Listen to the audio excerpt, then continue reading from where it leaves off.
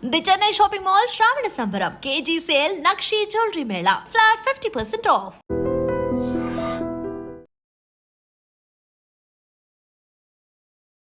Hi hello నమస్తే welcome to iDream media. నేను మీ శ్రావ్య.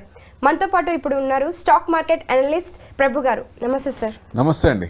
ఎలా ఉన్నారు? బాగున్నా అండి. మీరు ఎలా ఉన్నారు? చాలా బాగున్నాను సార్. వెరీ గుడ్ సార్, ఇప్పుడు స్టాక్ మార్కెట్ ఇప్పుడు ఎలా నడుస్తుంది? ఎక్కడ ఆగింది? ఏమైనా ఇంక్రీజ్ అయిందా తగ్గిందా ఒకసారి చెప్తారా? అంటే ట్రంప్ ట్రెమర్స్ అనేది ఇంకా ఉన్నాయి కాబట్టి మార్కెట్ కొంచెం డౌన్ సైడే ఉంది. సో అంటే డౌన్ సైడ్ వాలటిలిటీ కంటిన్యూస్గా దాదాపుగా 15 రోజుల పైన నుంచే ఉంది కదా, డౌన్ సైడ్ కన్సాలిడేషనే అవుతా ఉంది. సో మార్కెట్ ఏమో లాస్ట్ ఇయర్ సెప్టెంబర్లో 26,277 ఆల్ టైమ్ హై. మళ్ళీ ఈ సెప్టెంబర్కి ఆల్ టైమ్ వస్తుందా అంటే మొన్నటి దాకా కొంచెం వస్తుందని అనిపిస్తుంది, కానీ ఇప్పుడు మళ్ళీ ట్రెమర్స్ మీద ట్యాక్స్లు మళ్ళీ 25% అన్నాడు ఆయన. మళ్ళీ అక్కడి నుంచి నాఫ్తా తీసుకుంటున్నారు రష్యా నుంచి. ఆ ప్రోడక్ట్ అన్నిట్లో వాడతారు కదా, అన్ని కంట్రీస్ కూడా వాడతాయి. సో ఎక్కువ మన యూరోప్ క్యాన్సిల్ చేసుకున్న ఆర్డర్ మనం తీసుకున్నాం. సో అందుకని ఆయన ట్రంప్కి మళ్ళీ కోపం వస్తుంది. ప్లస్ క్వాడ్లో ఇండియా ఉంది, ఐఆర్సీ అనేది మళ్ళీ ఫామ్ అవుతుంది కాబట్టి ఇండియా, రష్యా, చైనా ఈ ముగ్గురు కలిస్తే యుఎస్కి భయం ఒకటి. ప్లస్ మెయిన్ బ్రిక్స్లో ఇండియా ఉంది, అక్కడ పెరుగుతోంది. బ్రిక్స్ కరెన్సీ వస్తుందన్న భయం. టోటల్గా చూస్తే ఆయన మాట వినట్లేదు, వరల్డ్ మొత్తం ఆయన ఎదురు తిరుగుతోంది అనేది ఆయనకు వినపడుతుంది. అంటే పెట్టుకోవాలనుకుంటున్నాడు. ఎన్నాళ్ళు పెట్టుకుంటారు? అంటే యుఎస్ ఈజ్ డీఫేమింగ్ ఒకసారి రకంగా డీడాలరైజ్ అవుతోంది. ఎందుకంటే పెద్దన్న పొజిషన్లో ఉన్నప్పుడు డెవలపింగ్ కంట్రీస్ కానీ అప్కమింగ్ కంట్రీస్ కానీ చేయూతనివ్వాలి, అంతేగాని ఇట్లా శిక్షిస్తే శాంక్షన్స్ చేసి ఇబ్బందులు పెడితే కష్టం కదా. ఇంకో అంటే ఇప్పుడు మనం వాళ్ళు ఎంత ట్యాక్స్ వేసినా మన జీడిపిలో 0.2% పెద్ద ఎఫెక్ట్ పడదు. అంటే 6.4 అంటే 6.2 పడుతుంది. ఆ 2% అంటే మన టోటల్ ఎక్స్పోర్ట్స్ ఎంత 7 to 18%. అంటే యుఎస్కి దాంట్లో ఇచ్చే పర్సంటేజ్ ఎంత చాలా తక్కువ ఉంటుంది. అదే ఇది వేరే కంట్రీస్తో మనం FTA అగ్రిమెంట్ చేసుకుంటే యుఎస్తో మనకు పనే లేదు. So they are dependent on us, we are not dependent on them. So డెఫినెట్గా మన వాళ్ళు, మన ఇండియన్స్ ఏ పొజిషన్లో చూసినా హయ్యర్ పొజిషన్ దగ్గర నుంచి మొత్తం మన వాళ్ళే ఉన్నారు. సో రేపు ఆయనకి తెలిసి వస్తుంది ఏదో ఇది. ఇప్పటికే అసలు తెలిసి ఉండి కూడా కావాలని చేస్తున్నాడు, అంటే ఈగో ప్రాబ్లం. కూడా ఇంకా ఆయనకి ఎదురుగా ఉంటున్నారే కానీ, యాంటీగా ఉంటున్నారే కానీ ఆయనకి సపోర్టివ్గా చాలా తక్కువ మంది ఉన్నారు. అంటే ఆ యాంటీ ఎక్కువ అవ్వట్ల పర్సంటేజ్. ఇప్పుడు కెనడా చూసాం, జస్టిన్ ట్రూడో చూసాం కదా, ఎగైనెస్ట్ అయినప్పుడు తీసేసి వేరే ఆయన పెట్టి మళ్ళీ ఎలక్షన్ పెట్టారు. సో అట్లానే ఈయన కూడా ఏదో ఒక రోజు వస్తుంది, డెఫినెట్ గా వస్తుంది. H1B వీసా కూడా ఆపేశాడు ఇండియాకి. అంటే ఇండియా మీద బాగా కసి పెట్టుకున్నాడు. అది ఎంతో చెప్పలేదు మార్కెట్, అది కూడా ఒక స్పెసిఫిక్ గా ఇంత పర్సెంటేజ్ అని చెప్పలేదు. ఫార్మా మీద 200 అంటే 250% అన్నాడు. ఇప్పుడు ఫార్మా స్టాక్స్ కూడా పడతా ఉన్నాయి, మొన్నటి దాకా పడలేదు. ముందు 200% ట్యాక్స్ అన్నా కానీ అసలు ఫార్మా పడలేదు, పెరుగుతూనే ఉంది. సో మళ్ళీ ఇప్పుడు 250 అంటున్నాడు, మళ్ళీ ఇప్పుడు 25% అంటే మళ్ళీ దాని మీద మళ్ళీ ఇంకా పెంచుతాను అంటున్నాడు. అంటే పొంతం లేదు ఆయన చెప్పిన దానికి, నిలకడ చేసేదానికి, ఆయన చెప్పిన దానికి దాని మీద నిలకడలేదు ఆయనకి. సో డెఫినెట్ గా ఎప్పుడు ఎలా రియాక్ట్ అవుతాడో తెలియదు. ట్రంప్ సునామీ ఒకటే. సో హౌ అది ఎప్పుడు ఎలా రియాక్ట్ అవుతుందో తెలియదు కదా. సో దట్స్ మెయిన్ థింగ్ అన్నమాట అనుకోవచ్చు. సో ఏది ఏమైనా తెలిసి వస్తుంది, ఏదో ఒక టైం వస్తుంది. అంటే ఇప్పటికే దాదాపుగా 50 స్టేట్స్ బయటకు వచ్చినాయి కానీ అంత రివోల్ట్ రాలేదు. సో ఇంకా పార్టీలోనే లోకలో మొదలై రీప్లేస్మెంట్ చేసే అవకాశం ఉందంటే అవకాశం కూడా ఉంది, చెప్పలేము మనం. సో అది వాళ్ళు ఇంటర్నల్ కాబట్టి మనకు సంబంధం లేదు. కానీ ఇండియాతో మంచిగా ఉంటాడు, మంచి ఫ్రెండ్షిప్ ఉంది మన ప్రైమ్ మినిస్టర్తో అనుకున్నది ఆయన కావాలని ఇది చేస్తున్నట్టు అనిపిస్తుంది ఒక రకంగా. అంటే ఈగో ప్రాబ్లం ఒకటి. మెయిన్ వార్స్ వచ్చేదలికి యుక్రెయిన్ రష్యా మెయిన్ ప్రాబ్లం ఏంటి? యుక్రెయిన్లో మినరల్స్ ఉన్నాయి, $29 trillion వర్త్ ఆఫ్ ఈ మినరల్స్ ఉన్నాయి అక్కడ. దాదాపుగా 32 33 ఉన్నాయి. అవి వాటి కోసం యుద్ధం. అంటే Ukraine is part and parcel of Russia, వాళ్ళ ఇంటర్నల్. అది ఈయనకేం సంబంధం? సో అది దాన్ని దోచేయాలనే ఉద్దేశంతో, అంటే ఎవరినైనా కానీ ఏ కంట్రీనైనా భయభ్రాంతులు చేసి ఆయన మాట నెగ్గించుకోవాలి. ఇప్పుడు ట్రంప్ అనే కాదు, యుఎస్ బ్యాక్ వెళ్తే ఫస్ట్ నుంచి కూడా వాళ్ళు అంతే. వాళ్ళు ఏంటంటే ఎవరికైనా ఇద్దరు అప్పర్ హ్యాండ్ లో ఉండాలి, ప్లస్ గొడవలు పెట్టి వాళ్ళ ఆర్మ్స్ అమ్ముకోవాలి. ఇదే కథ ఫస్ట్ నుంచి కూడా. గోపి గోడ మీద పిల్లే. సో కరెక్ట్ పొజిషన్ అంటే మనకి ఎవరు అంటే రష్యా, అంతే మంచి ఫ్రెండ్షిప్, అది కంటిన్యూషన్ అవుతుంది. $30-35 తక్కువలో క్రూడ్ ఆయిల్ ఇస్తుంటే ఎందుకు కొనరు? మీరు ఎందుకు కొంటారంటే ఎందుకు కొనకుండా ఉండాలి?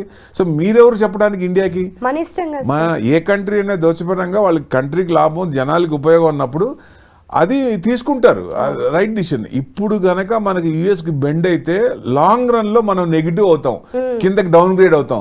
బట్ ఇప్పుడు ఇన్స్టెంట్ గా ఇబ్బంది పడ్డా బట్ లాంగ్ రన్ లో మనం మంచిగా డెవలప్ అవుతాం. అమృత్ కాల్ స్టార్ట్ అయింది, మన ప్రైమ్ మినిస్టర్ చెప్పినట్టు డెఫినెట్ గా 2047 we may be the number 2 or number 1 also. ఎందుకంటే నాఫ్తా అనేది అన్ని కంట్రీస్ కి కావాలి, అవసరం. సో అది తక్కువ రేట్ లో తీసుకుంటున్నాం మనం. పెట్రోకెమికల్స్ కానీ దేంట్లో చూసినా అది నాఫ్తా వాడుతున్నారు. సో ఇది మనం క్రూడ్ ఆయిల్ తక్కువలో తీసుకుంటున్నాం. సో 2030కి కార్బన్ ట్యాక్స్ తర్వాత పడుతుంది. ఫజల్ ఫ్యూయల్ నుంచి ఈవీ నుంచి గ్రీన్ హైడ్రోజన్కి, రెన్యూబుల్ ఎనర్జీకి వస్తున్నాం. సో నెక్స్ట్ 5 years తర్వాత బ్రహ్మాండంగా ఉంటుంది. అప్పటిదాకా మనకి ఆ 2030 దాకా ఆయిల్ మనం రిజర్వ్ చేసుకుంటున్నాం, తక్కువ వచ్చింది కాబట్టి. తప్పే ఉంది, సో ఏ కంట్రీ అయినా చేసుకుంటుంది. So that's the main thing. మన ఇప్పుడు మన ఇన్స్టెంట్ గా మనం కొంచెం డౌన్ ఫాల్ ఉన్నా డెఫినెట్ గా లాంగ్ రన్ లో ఇప్పుడున్న $4 trillion కి నెక్స్ట్ 5 years తీసుకుంటే ఇంకా $4 trillion మన జీడిపికి యాడ్ అయ్యే అవకాశాలు ఎక్కువ ఉన్నాయి. సో గ్రోత్ ఓరియంటెడ్ చూసుకుంటే ఇండియాలోనే ఎమర్జింగ్ మార్కెట్స్ లో వీఆర్ ద నెంబర్ 1 అనుకోవచ్చు ఒక రకంగా. అదే మీరు అన్నట్లుగా ఇప్పుడు మార్కెట్ డౌన్ ఫాల్ లో ఉన్నా మన జీడిపి మాత్రం హైలోనే మంచిగానే ఉంది. 6.4 ఏ కంట్రీ ఉంది? 6.4 మనది. 6.4 ది ఎక్స్పోర్ట్స్ వల్ల ఏదైనా వస్తే 0.2% ఎఫెక్ట్ అయ్యేది. పెద్ద మనం యుఎస్ కి ఏం పంపించాం కదా, సో వాళ్లే మన మీద ఆధారపడ్డారు. ఎవ్రీ ప్రిస్క్రిప్షన్ కూడా ఇండియాదే. సో మనం ఏపీఐ మటుకు చైనా నుంచి తీసుకుని ఎక్స్పోర్ట్ చేస్తాం. ఇప్పుడు చైనాకి యుఎస్ కి పడలేదు కాబట్టి ఆ మ్యానుఫ్యాక్చరింగ్ కంపెనీస్ కూడా ఇండియాకి వస్తే ఇక్కడ నుంచి ఎక్స్పోర్ట్ చేస్తాం. అంటే చైనాకి ఇండియాకి డీల్ కుదిరింది అనుకోండి, సో డెఫినెట్ గా కొన్ని కంపెనీస్ ఇక్కడికి వస్తాయి, ఇక్కడ మ్యానుఫ్యాక్చర్ చేస్తాయి, ఇక్కడ నుంచి ఎక్స్పోర్ట్ చేస్తే బ్రహ్మాండంగా ఉంటుంది. మన జీడిపి కూడా సాలిడ్ పెరుగుతుంది.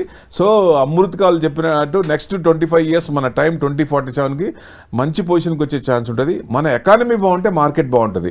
మన ఇన్వెస్టర్స్ అదే చూడాలి. ఎకానమీ బాగుందంటే market fantastic, no doubt at all. Bull run is still intact, no doubt at all. అందరు ప్రతి ఒక్కళ్ళు కూడా ట్రేడింగ్ కొంచెం తగ్గించుకొని ఇన్వెస్ట్మెంట్ యాంగిల్లో వెళ్తే వాళ్ళకి, వాళ్ళ ఫ్యూచర్ జనరేషన్కి, పిల్లలకి సేఫ్టీగా ఉంటుంది, హ్యాపీగా ఉంటుంది. సో కంట్రీ కూడా డెవలప్ అవుతుంది. ఓకే, బుల్ ర్యాలీ వచ్చే అవకాశం ఉంది అంటారు. So we are in the bull rally. Bull run is still intact, ఇంకా రన్నింగ్ లో లాంగ్ బుల్ రన్ ఇది. సో ఇన్స్టెంట్ గా ఈయన ఏమైనా ఇబ్బందులు పెట్టినా, ఎందుకంటే it's a news driven market, negative news వచ్చినప్పుడు దాని ప్రకారం యాక్ట్ అవుతుంది కాబట్టి కొనేటప్పుడు డిఫరెంట్ లెవెల్స్ లో కొంటారు. ఏదైనా నెగిటివ్ న్యూస్ వచ్చినప్పుడు మన వాళ్ళు కొంచెం ముందుగా భయపడతారు. సో డెఫినెట్ గా ముందే అమ్మేస్తుంటారు. సో అది అసలు కరెక్ట్ కాదు. మార్కెట్ లో రీట్రేస్మెంట్ అనేది సర్వసాధారణం.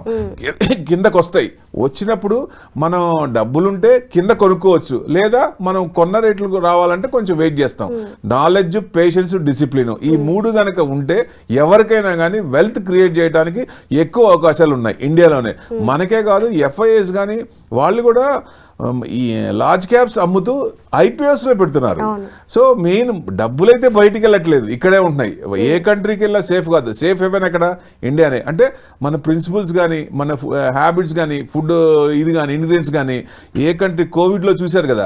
సో మెడిసిన్ కూడా మనం పంపిస్తేనే యుఎస్ ఆధారపడింది, లేకపోతే కొన్ని వేల మంది, కొన్ని లక్షల మంది చనిపోయేవాళ్ళు. సో డెఫినెట్ గా మనం అంత చేసినా కానీ ఆయనకేం తెలియట్లేదు. సో డెఫినెట్ గా ఫ్యూచర్ లో ఎప్పటికైనా తెలిసే అవకాశం ఉంటుంది. ఈ లోపల దే ఆర్ డీఫేమ్ అవుతున్నారు కాబట్టి మనం పెరగడానికి అవకాశం ఉంటుంది. సో మనకి యుఎస్ కావాలి, చైనా కావాలి. ఎందుకంటే యుఎస్ లో కూడా మన ప్రొడక్ట్స్ ఎక్కువ పోవాలి, అంటే వాళ్ళతో కూడా ఇది చేసుకోకుండా అన్ని కంట్రీస్ తో మనం ఒక ఫ్రెండ్లీ వాతావరణం ఏర్పరచుకోవాలి. యుద్ధం వద్దు అనేది మన పాలసీ, మన ప్రైమ్ మినిస్టర్ పాలసీ కాబట్టి that is correct policy. Definite గా ఎప్పుడైనా శాంతంతోనే ముందుకెళ్తాం కాబట్టి డెఫినెట్ గా గ్రోత్ ఓరియంటెడ్ ఇండియాలో ఉంది. ఇన్వెస్టర్స్ కూడా పెరుగుతున్నారు కదా. ట్రేడింగ్ కూడా మీకు ఆప్షన్స్ లో కూడా ఎక్కువ మంది లాస్ తగ్గింది. అంతకుముందు 99% పీపుల్ ఆర్ లూజింగ్ మనీ అంది సెబీ. Recent report 91%. అంటే ఆప్షన్స్ నుంచి చిన్న సన్నగా తప్పుకుంటూ ఇన్వెస్ట్మెంట్ లోకి వస్తున్నారు. సో అది మంచిది, ఆ తరుణం మంచిది కదా, ఆ సిగ్నల్ మంచిది. సో డెఫినెట్ గా ఇన్వెస్ట్మెంట్ యాంగిల్లో బాగుంటది కాబట్టి ఎకానమీ బాగున్నప్పుడు ఇన్వెస్ట్మెంట్ కూడా మంచి రిటర్న్స్ వచ్చే అవకాశాలు ఉంటాయి. ఓకే, మనకి ఐటీ రంగంలో కొంచెం తగ్గుతోంది ఇప్పుడు, ఇంకోటి టారిఫ్ వార్ కూడా జరుగుతోంది, దానివల్ల ఐటీ రంగం మీద కూడా ఎఫెక్ట్ పడుతుంది. బాగా బీటెన్ డౌన్ ఇండెక్స్ ఏంటంటే ఐటీ. సో 20% అబోవ్ స్క్రిప్ట్లు చూస్తే 20%, 30% అట్లా పడ్డాయి. సో 4,500 TCS 3,000 లో ట్రేడింగ్ అవుతుంది, 1,500 తగ్గింది. సో అన్ని స్టాక్స్ అలానే ఉన్నాయి. అంటే ఈ Q1 లో ఎక్స్పెక్ట్ చేసిన కార్పొరేట్ రిజల్ట్స్ అంత సాటిస్ఫాక్షన్ గా లేవు, బానే ఉన్నాయి, ఎక్స్పెక్టేషన్ రేంజ్ లో లేవు. సో అందుకని కొంచెం డౌన్ అవుతున్నాయి. ఐటీ రంగంలో కొంచెం డౌన్ ఫాల్ చూస్తున్నాం కాబట్టి ఇన్వెస్టర్స్ దాంట్లో పెట్టుకోవచ్చా? ఇప్పుడు 100% పెట్టచ్చు. డౌన్ ఫాల్ లో ఉన్నప్పుడు పెట్టొద్దని చాలా మంది చెప్తూ ఉంటారు కదా. డౌన్ ఫాల్ అవుతున్నప్పుడే పెట్టాలి. అంటే ఇప్పుడు 20% పడింది, 20% జనరల్ గా ఇన్ మార్కెట్ కూడా 20% అబోవ్ అంటే బేరిష్ జోన్ లోకి వచ్చినట్టు లెక్క. సో అది బీటెన్ డౌన్ ఇండెక్స్ అనుకోవచ్చు. స్టాక్స్ తగ్గుతున్నాయి కాబట్టి రేపు ఇంట్రెస్ట్లు తగ్గితే, ఇప్పుడు ఎందుకు ఇంట్రెస్ట్ యాక్చువల్గా అయితే ఇవాళ ఇంట్రెస్ట్ తగ్గించాలి 25 బేసిస్, మన ఇన్ఫ్లేషన్ కంట్రోల్లో ఉంది. కానీ టరీఫ్ ట్రమర్స్ ఎంతవరకు వెళ్తాయి, ఆయన ఎంత పర్సెంటేజ్ వేస్తాడు, రేపు ఫైన్ కూడా ఎంత పర్సెంట్ వేస్తాడని తెలియదు కాబట్టి ఆ సందిగ్ధంలో ఇప్పుడు ట్యాక్స్లు ఇవాళ తగ్గించలేదు ఇంట్రెస్ట్ రేట్. సో డెఫినెట్ గా నెక్స్ట్ క్వార్టర్ కి ఇవన్నీ సెటిల్ అయిపోతే ఇంట్రెస్ట్ రేట్ తగ్గే ఛాన్స్ ఉంటుంది. అప్పుడు ఐటీ నెక్స్ట్ Q2కి Q3కి బాగుండే అవకాశాలు ఎక్కువ ఉన్నాయి. సో మనం మండే మార్కెట్ మన మెయిన్ టాపిక్ అదే కాబట్టి, సో ఎలా ఉండబోతుంది అంటున్నారు? అంటే 24,500 కట్ కాకూడదు. అంటే 3 times కూడా కిందకి ఇంట్రాడే బేసిస్ లో కిందకి వచ్చింది కానీ క్లోజింగ్ బేసిస్ లో కింద కాలేదు. సపోజ్ ఇంకా ఏదైనా కొత్త ట్రెమర్స్, కొత్త ఇష్యూ ఏదైనా తీసుకొచ్చి టారిఫ్లు కొత్తది తెచ్చి లేకపోతే ఉన్నదాన్ని పెంచి ఫైన్ మీద పర్సంటేజ్ 200% అట్లా ఏదైనా కొత్తది వేసినా మీకు 24,500 కట్ అయితే మాక్సిమం 25,200 లాస్ట్ టైం వచ్చింది, అక్కడ నుంచి యూటర్న్ తీసుకుంది.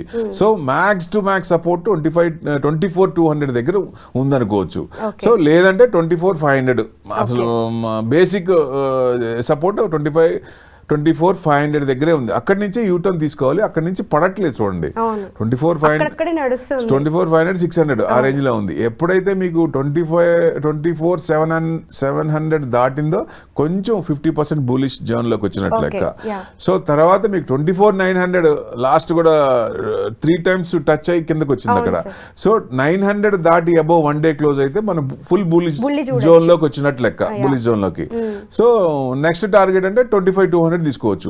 ఇప్పుడు ఈ రన్నింగ్ లో కూడా ఇంట్రెస్ట్ రేట్ ఇవాళ తగ్గిస్తే 25,050 వరకు వచ్చే ఛాన్సులు ఉన్నాయి. బట్ ఇంట్రెస్ట్ రేట్ తగ్గించలేదు, ప్లస్ ఎంత వేస్తాడో తెలియదు కాబట్టి 25 మీద ఇంకా నేను వేస్తా అని చెప్పి మళ్ళీ కొత్త ఊతం మొదలు పెట్టాడు ఆయన. సో అందుకని కొంచెం మార్కెట్ ఇదిగా ఉంది. న్యూట్రల్ చేసినప్పుడు కూడా ఒక్కోసారి ఆర్బీఐ న్యూట్రల్ చేసినప్పుడు కూడా మార్కెట్ పెరిగిన రోజు ఉన్నాయి. కానీ ఇవాళ న్యూట్రల్ చేసిన ఎందుకు పడిపోయిందంటే ఇదే కారణం. సో భయం ఉంటుంది కాబట్టి, ఎంత చేస్తారో తెలియదు కాబట్టి, ఆ సందిగ్ధత ఉంటుంది కాబట్టి. సో అది క్లియర్ అయినప్పుడు, అన్సర్టనిటీ క్లియర్ అయినప్పుడు మార్కెట్ ముందుకెళ్లే అవకాశం ఉంటుంది. సో వెయిట్ అండ్ వాచ్ అంటే మార్కెట్ ఏం చేస్తుంది, ట్రిగర్ పాయింట్ కోసం చూస్తోంది. స్ట్రాంగ్ ట్రిగర్ పాయింట్ కావాలి మార్కెట్కి. సో స్ట్రాంగ్ ట్రిగర్ పాయింట్ వచ్చినప్పుడు, అది క్లారిటీగా వచ్చినప్పుడు డెఫినెట్గా ముందుకెళ్లే అవకాశాలు ఉన్నాయి. ఎవరైనా సరే ఇన్వెస్టర్స్ హ్యాపీగా రీట్రేస్మెంట్ అయింది కాబట్టి మన దగ్గర డబ్బులుంటే క్యాష్ ఈజ్ ద కింగ్. ఎవరి దగ్గర క్యాష్ ఉందో వాళ్ళే కింగ్ అనుకోవచ్చు ఒక రకంగా. ఎందుకంటే పై లెవెల్లో కొంటాం, కిందకు వచ్చినప్పుడు మళ్ళీ కొనుక్కోవాలి కదా. కొనుక్కోలేకపోతే సైలెంట్గా ఉండొచ్చు, ఎందుకంటే మళ్ళీ అక్కడి నుంచి పెరిగినప్పుడు మనం టైం అనేది పెరుగుతుంది. సో కింద కొనుక్కున్నప్పుడు యావరేజ్ అవుతుంది కాబట్టి, మీన్ యావరేజ్ అవుతుంది కాబట్టి యూటర్న్ తీసుకున్నప్పుడు తొందరగా బయటకు వస్తాం. That's the main thing. అంటే ఇది మామూలుగా వచ్చే ప్రాఫిట్ కంటే రీట్రేస్మెంట్ అయినప్పుడు తీసుకున్నప్పుడు ఎక్కువ ప్రాఫిట్లు వచ్చే అవకాశాలు ఉంటాయి. సో ఇది సద్వినియోగం చేసుకోమంటాను. అమావాస్య తమిళియన్స్ కి అమావాస్యలో ఇన్వెస్టర్స్ కి మార్కెట్ పడినప్పుడు పండగ, ఆ పండగను ఉపయోగించుకోమంటా నేను. Okay, thank you so much. Thank you very much.